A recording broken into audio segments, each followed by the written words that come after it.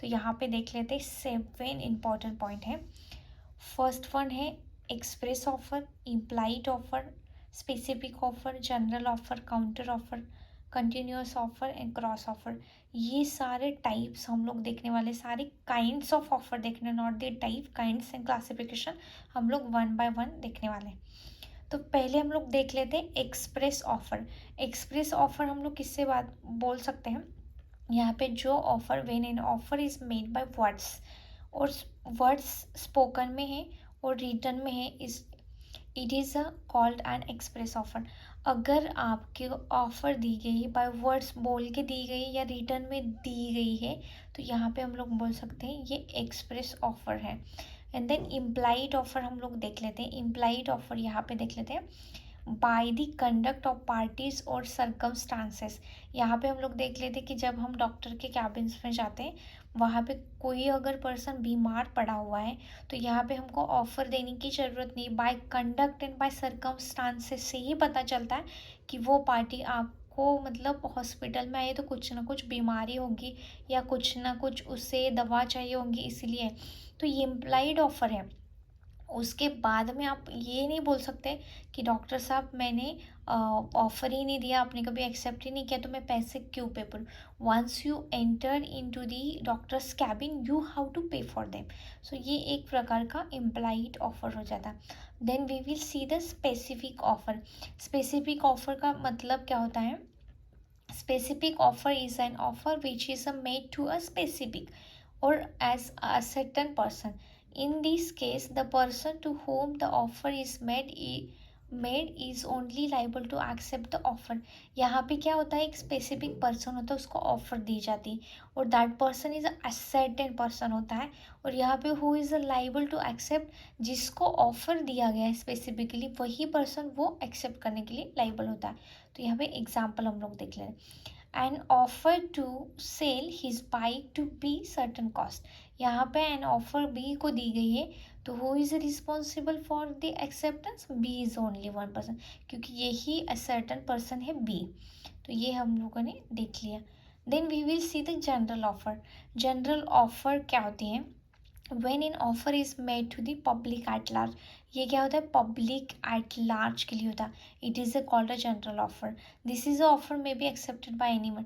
General offer में हमने देखा बी को ऑफर दिया गया है, तो B is the only one person who can accept. But यहाँ पे क्या होता है, पब्लिक एट लार्ज है, तो यहाँ पे एक्सेप्टेड बाय एनी वन, कोई भी उसको एक्सेप्ट कर सकता है। फॉर एग्जाम्पल हम लोग देख लेते हैं, an offer to give a reward to anybody who finds the lost horse in a general offer। यहाँ पे ऑफर दिया गया है, अगर जो हॉर्स खो गया है, जो घोड़ा यहाँ पे मिल नहीं रहा है या खो गया है, उसे जो ढूंढ कर देगा उसी को ही रिवॉर्ड मिलेगा। तो ये एक्सेप्टेंस जो कोई भी पर्सन वहाँ से ढूंढ के लाएगा उसे दिया जाएगा, एनीबडी कैन एक्सेप्ट। तो ये हो जाता है, यहाँ हो जाता है ये ऑफर इन जनरल नेशन। तो यहाँ पे एक केस है बहुत ही बड़ा और फेमस, बहुत ही इंपॉर्टेंट केस है, Carlill versus carbolic smoke ball company. यहाँ पे कार्लिल जो है वो प्लेंटिफ है, और कार्बोलिक स्मोक बॉल कंपनी जो है यहाँ पे डिफेंडेंट है। फैक्ट्स हम लोग देख लेते हैं, ये केस में क्या होता है, द डिफेंडेंट मतलब carbolic smoke ball company offer London, ये लंदन की है, place an advertisement in several newspaper. उन्होंने क्या किया, सेवरल न्यूज़पेपर में एक एडवर्टाइज कर दिया। कब किया था, on the November 1891, 1890 date of the November, यहाँ पे डेट ऑफ द 13 नवंबर 1891 में उन्होंने स्टेटिंग दैट इट्स प्रोडक्ट, उनके प्रोडक्ट के बारे में, the carbolic smoke ball when use 3 times daily for 2 weeks. अगर यहाँ पे किसी ने जो स्मोक बॉल है वो यूज़ किया, कार्बोलिक स्मोक बॉल जो मेडिसिन है वो अगर व्हेन यूज़ 3 टाइम्स और डेली फॉर 2 वीक्स, अगर 2 वीक्स में उन्होंने डेली यूज़ किया है, would prevent cold and influenza. यहाँ पे कोल्ड और बीमारी का ना मतलब एक कोल्ड ये है, और यहाँ पे इन्फ्लुएंजा मतलब वायरस है। The makers of the smoke ball additionally offered 100 reward to any one who caught influenza. यहाँ पे उन्होंने एक एडवर्टाइजमेंट किया है कि जो हमारा मेडिसिन है वो आप 3 टाइम्स 2 वीक में मतलब 2 हफ्ते में 3 बार यूज़ करना, तो आपको क्या करेगा, वो कोल्ड से और इन्फ्लुएंजा से क्या करेगा, प्रिवेंट करेगा, वो आपको लगने नहीं देता। अगर आपको यहाँ पे एक रिवॉर्ड अनाउंस किया गया है 100 पाउंड का, अगर कोई भी हमारा मेडिसिन यूज़ करे, what ever terms and condition provide किए, अगर वो यूज़ करके जिसको भी इन्फ्लुएंजा या कोल्ड होता है, तो उसे हम लोग क्या करेंगे, 100 पाउंड्स उसे दिए जाएंगे।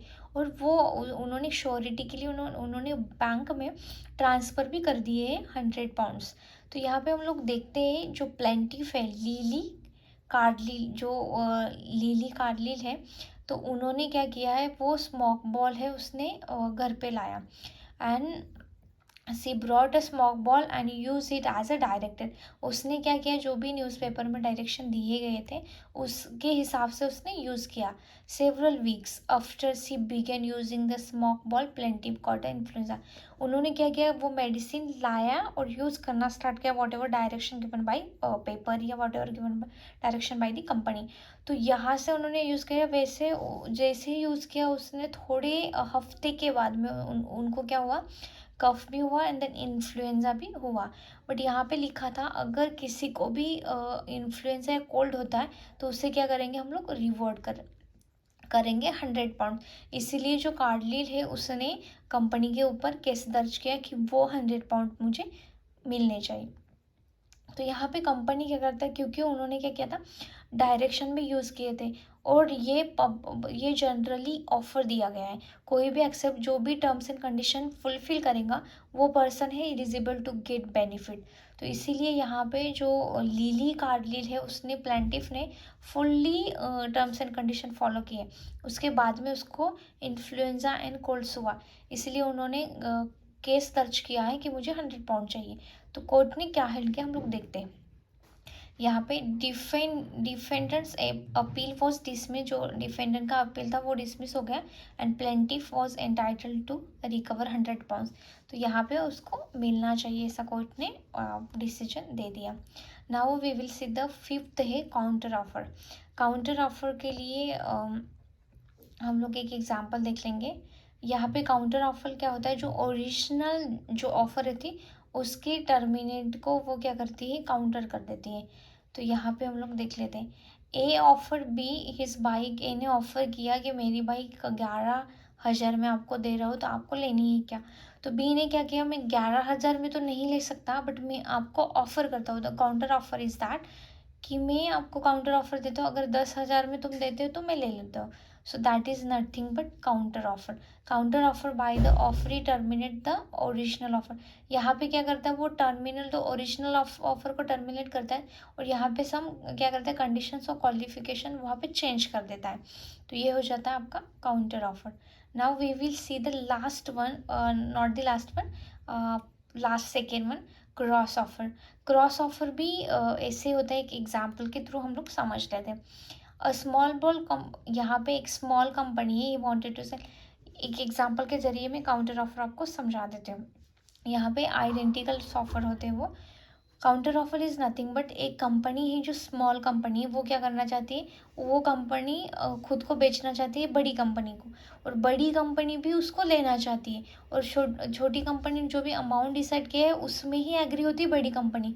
तो दोनों भी को भी कहीं भी प्रॉब्लम नहीं है, तो ये हो जाता है cross offer. A small company want to sell itself to a large company for a specific amount, the larger company also want to buy a small company for the same amount. Both send out correspondence to each other at the same time. This is a cross offer. ये हो जाता है आपका cross offer. और last one is that standing offer. Standing offers में tender for supply of goods भी ले सकते हैं, क्योंकि ये होता है आपका एक एक टाइम बाउंड होता है, जब तक वो टाइम फिनिश नहीं होता तब तक आप स्टैंडिंग ऑफर को एक्सेप्ट कर सकते हो। यहाँ पे tenders are and the example of the standard offer. जब तक टाइम लिमिट है तब तक आप ओवर दी टाइम आप एक्सेप्ट कर सकते हो। तो ये सारे 7 पॉइंट है काइंड्स ऑफ ऑफर और classification offer. Thank you for guys watching my videos. Thank you so much.